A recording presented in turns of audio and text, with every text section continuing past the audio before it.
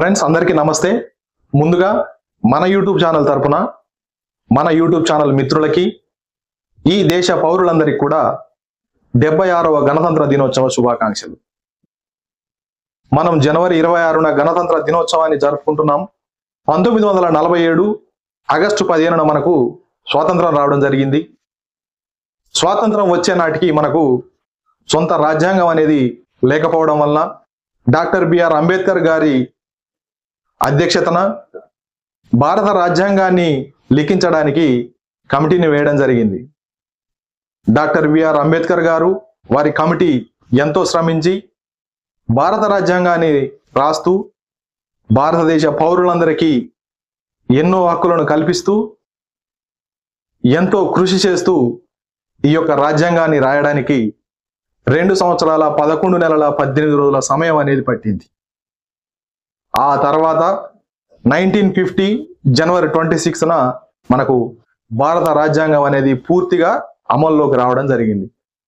ఈ భారత రాజ్యాంగం కల్పించినటువంటి హక్కుల ద్వారా మనం ఈరోజు ఈ సమాజంలో ఎంతో స్వేచ్ఛగా, ఎంతో ఉందాతనంగా, ఒకరి హక్కులకు ఒకరు భంగం కలిగించకుండా మనం జీవిస్తున్నామంటే కారణం భారత రాజ్యాంగం. ఎంతో మంది వీరుల త్యాగాల ఫలితమే మనం ఈరోజు ఈ సమాజంలో మనం పొందుతున్నటువంటి హక్కులు కావచ్చు. మీకున్నటువంటి సమయంలో భారత రాజ్యాంగాన్ని విలువలు తెలుసుకోండి. ముందు తరాలకు, ముందు భవిష్యత్తులకు మనం మంచి మార్గనిర్దేశాన్ని ఇవ్వాలని చెప్పి ప్రపంచంలో ఉన్నటువంటి దేశాలన్నింటిలోకెల్లా అతిపెద్ద లిఖిత రాజ్యాంగం మనది.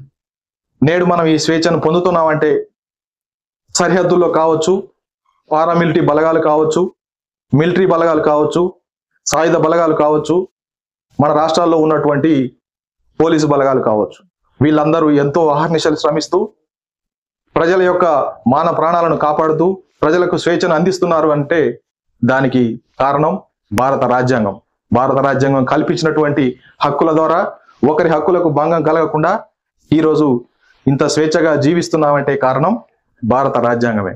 పరిపాలించుకోవడానికి వీలుగా ఒకరి ఆస్తులను మరొకరు ధ్వంసం చేయకుండా, ప్రభుత్వ ఆస్తులను ధ్వంసం చేయకుండా ప్రభుత్వాలని కాపాడుతూ ప్రభుత్వాలన్నింటినీ కూడా ఒకే తాటిపై నడిపించగలిగినటువంటి పెద్ద అస్త్రమే ఈ భారత రాజ్యాంగం.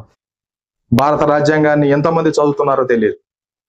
ఈ రోజుల్లో చూసుకుంటే చాలా మంది యువత గణతంత్ర దినోత్సవానికి, స్వాతంత్ర దినోత్సవానికి తేడా చెప్పలేకపోతున్నారు.